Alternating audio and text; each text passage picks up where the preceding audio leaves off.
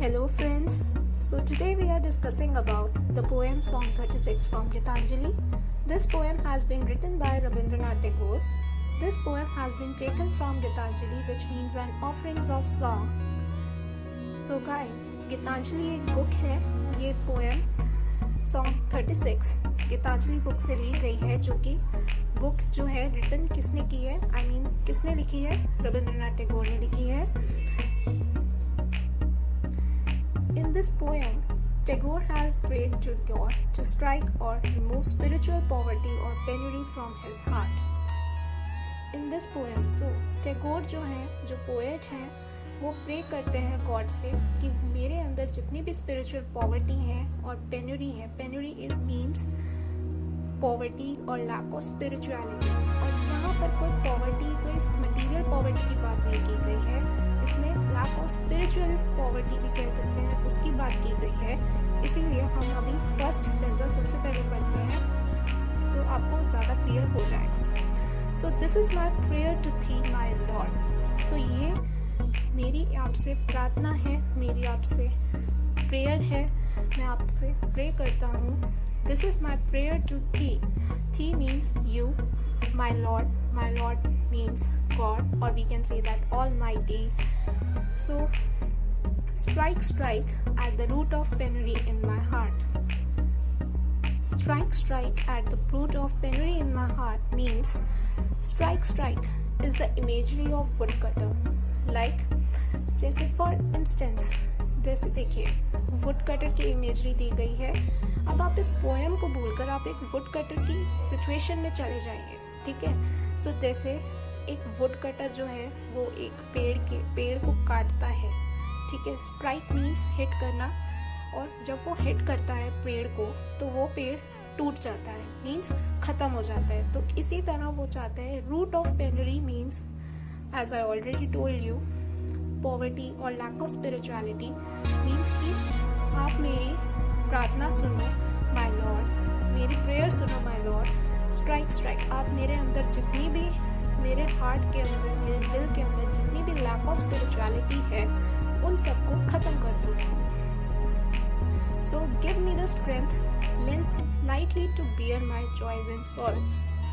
सो इसमें पोएट कहते हैं कि खुशियाँ और दुख मुझे इक्वली एंजॉय कर सकूं, इतनी स्ट्रेंथ दो मुझे कि मैं सबको मतलब सेम इक्वानिमिटी में, सेम इक्वली मैं उन सबको सफ़र कर सकूं, मीन्स एंजॉय कर सकूं, मुझे ज़्यादा परेशानी ना हो, ठीक है. सो इस स्टेंजा में आप अगर नोट करेंगे तो ये अपने इम्प्रूवमेंट में ये पोएम बता रही है कि जो पोएट अपने अंदर जो इम्प्रूवमेंट करना चाहते हैं, ये पोएम में इस स्टेंजा में आपको वो बताया गया है. इस स्टेंजा में आपको बताया गया है कि वो भगवान से प्रार्थना कर रहा है कि वे स्पिरिचुअल स्ट्रेंथ जो है उनके दिल के अंदर, ठीक है, जो स्पिरिचुअल स्ट्रेंथ है उनके हार्ट के अंदर, उनके अंदर जो एक वीकनेस है, सो उस वीकनेस को आप रूट से ख़त्म कर दो. जो किसका रूट कॉज है, जितनी भी सफरिंग्स हो रही हैं, मतलब जितनी भी प्रॉब्लम्स हो रही हैं, आप उन सबको जड़ से ख़त्म कर दो. So which is the root cause of all my sufferings, और उनको जड़ से ख़त्म करके आप मुझे इतनी स्ट्रेंथ दो कि मैं खुशियाँ और दुख को इक्वली एंजॉय कर सकूं. सो the poet prays to God to remove narrow-mindedness of his heart. He wants that his heart should be full of goodness and noble thoughts. He doesn't want to bear any ill will against anyone. He prays to God to give him strength to bear joys and sorrows with same equanimity. He wants to take his joys lightly. He does not want to grow tense in his sorrows. Okay? So now, let's move our next stanza. So, this is the second stanza. So give me the strength to make my love fruitful in service. Now he prays to God for strength. He wants to show his love to God by serving poor people. वो poor और needy peoples को, needy लोगों को वो सर्व करना चाहता है. उन्हें सर्व करके वो अपना गॉड के लिए जो उसका अंदर जो लव है, ठीक है, वो एक्सप्रेस करना चाहता है. He want to show his love to God by serving poor people. And fruitful in service का मीन्स यही है कि मुझे स्ट्रेंथ दो कि मैं लोगों को सर्व करके, उनकी हेल्प करके, उनको सैड ना करके, आप मेरे अंदर जो आपके लिए लव है वो मैं एक्सप्रेस कर सकूं.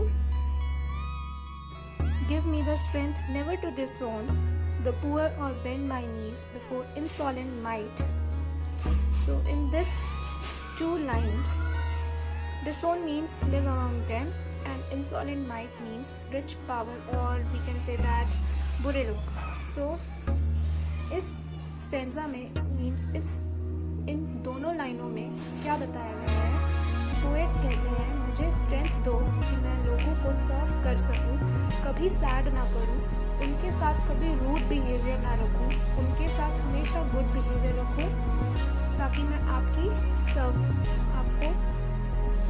अपना लव शो कर सकूं. राइट. सो मैं झुकूं ना बुरे लोगों के सामने और पावरफुल लोगों के सामने, जो बहुत ज़्यादा बुरे हैं, और उनके सामने मैं बस झुकूं ना, उनके सामने कभी घुटने ना टेकूं. सो इसमें यही है. So the poet prays to God to give him strength to serve the poor. He prays to God to make his love fruitful by serving the poor. He wants to have the courage to help the poor. He wants to face the insolent might with courage. He does not want to bend his knees before the people who are rude and proud. So guys, let's move over next stanza, last stanza. Give me the strength to raise my mind high above daily trifles. So in daily trifles का मतलब है छोटी छोटी चीज़ें. जैसे हम कभी कभी छोटे छोटे चीज़ों से परेशान हो जाते हैं, मीन्स गुस्सा करने लगते हैं या इरिटेशन हो जाती है या फिर हम फ्रस्ट्रेट हो जाते हैं. तो इन छोटी छोटी चीज़ों को यहाँ पर डेली ट्रिफल्स कहा गया है. सो ये आपको क्लियर हो गया. डेली ट्रिफल्स मीनिंग छोटी छोटी बातें, छोटी छोटी चीज़ें, ठीक है.